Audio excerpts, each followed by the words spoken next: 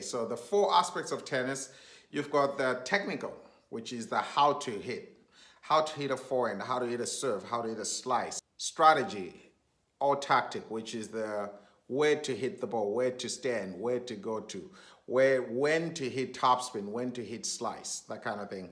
And then you've got the physical aspect of it, which is the how fast can you run, how hard can you swing, how long can you last in a match.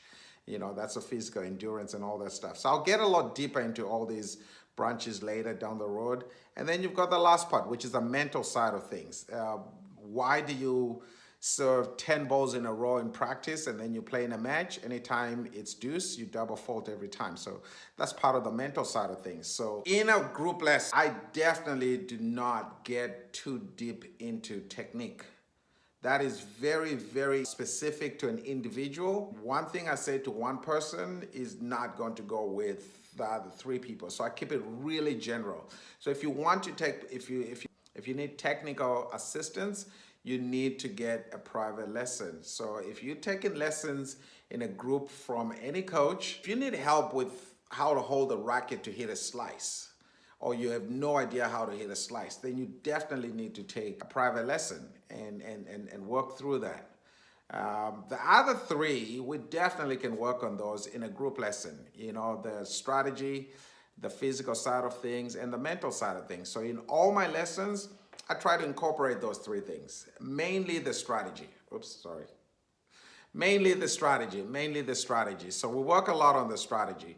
So all the stuff that we're doing is just try to hit lots of balls and work on the strategy. 12 lessons. So the first 4 lessons, we're not really talking about strategy at this point. At this point, it's like, let's just hit tons and tons of balls. In other words, I call it just me taking inventory. Like, what can you do? Like, can you hit a slice? Like, how fast do you hit your second serve? How fast can you run? How hard do you hit the ball? Because strategy is all based on 3 factors. You can get the same results by looking at it in a different way, but the way I go about it, there are 3 ways. Doesn't matter whether you're 5 years old or you're playing Wimbledon finals. All your strategies are based on 3 things. How you play, how your partner is playing, and how your opponents are playing. Now, if your forehand is not working that day, and usually your strategies hang back and just rip forehands. If your forehand is not working that day, obviously you have to adjust. You might have to go to the net, even if that's not normally your style of game. But if your forehands are way, way below average, then maybe you got a better chance with volleys. And even if it's not volleys, maybe it'll give your opponents a different look and they might react a little differently. How your partner plays. If I'm playing with Roger Federer and he's not missing a single forehand and he's making 90% of the balls over the net, I would not lunge for any ball if I'm at the net unless I have a 90 and above % chance of actually putting that ball away. Because my partner is doing very well, so I don't have to do anything. So, and if we switch sides and the sun is in his eyes, and all of a sudden he's making 50% of the balls in because he's really being bothered by the sun because Roger forgot his cap and he doesn't have his glasses like me. Like, I always come prepared. If that happens and he's missing a lot, then now I have to make adjustment. So now if I have a 60% chance of cutting across and hitting a volley, I have to, and then when we switch sides, I don't go for anything. So that's partly how you play, how your partner is playing, and obviously how your opponents are playing. For example, if you're playing against, I'm not going to say any groups because I'll get in trouble, but if you're playing some people that lob a lot, they hit the ball over your head, I like to stay right on top of the net.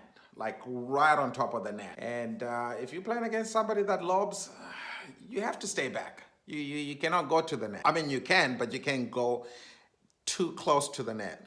And that goes with your partner or somebody, when you serve and you go to the net, you don't go that close to the net if you know that somebody's going to lob all the time. So you might go to the service line. How you're playing, how your partner is playing, and how your opponents are playing.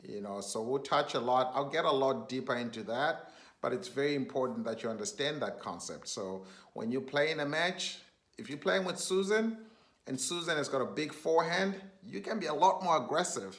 Like, go closer to the net and expect weak balls to come and put them away. If you're playing with Maria and she's kind of struggling and she's popping the ball up to the net player and you're getting slammed, then make an adjustment. Back up a little bit. Like, you have to make adjustment based on those three factors. And that's what I'm going to be talking about on this channel. I remember when Djokovic started working with Boris Becker, and I heard an interview, they spoke for about 3.5 hours the first day. And then the next day, they spoke for another 3 hours. And within 2 weeks, they'd spoken for over 20 hours on the phone. Now, obviously, this is a very high level. This is completely different. You know, you're talking about the best in the world. But they spoke for that long before they hit the first ball on the court. So it goes to show how important it is to understand the concept. I mean, obviously, Djokovic needs to understand where Boris Becker is coming from, and Boris Becker needs to understand what kind of commitment he's going to get from this person. And so if you don't understand the concept, sometimes I might actually have to refer you to one of my videos. This is only the first one. This is just the introduction. I might have to refer you to one of the videos, but for the most part, when we're on the tennis court, we just want to hit lots of balls. In a 12-lesson plan for a season, the first 4 lessons is just tons and tons of hitting balls, like just getting inventory. What can you do? Day before when the matches start, then at this point, it's more like, what can you do? If you could not hit backhand volleys at that time, do not try to learn how to hit backhand volleys when you got a match in 2-3 days. That's not gonna work. You know, now at this time, it's like, don't go to the net that much. If unless you know you hit a good approach, because the volley you're going to get is going to be that easy. You know, so basically don't try to learn new things when you got a match in 2 days. If you couldn't do it, let's work with what you have at this point. You know, and you look at one of my favorite example is, I give this example a lot, and I hope Andy Roddick, please don't get mad at me if you ever find this. He was in the top 10 in the world for 10 years in a row, and the man did not have a backhand. You know, all he had was a forehand and a serve. And obviously, he had to make up for with his athleticism so he could run around and hit forehands instead of backhands. His volleys were average, but my point is, he stayed in the top 10 in the world for 10 years in a row without a backhand, with below average volleys. You know, so you don't need to be perfect. You don't need to have every shot perfect for you to play an effective match. So if you're playing a match in a few days and you're not good at something, you can work around it. It's not time for you to be learning to acquire new skills days before a match. Like, work with what you have. You know, if you don't have a backhand at all, you got to improve your footwork. That can improve in a few days. You know, that can improve in 1 lesson. You gotta work on your footwork and get around the ball and hit a forehand, or go to the net.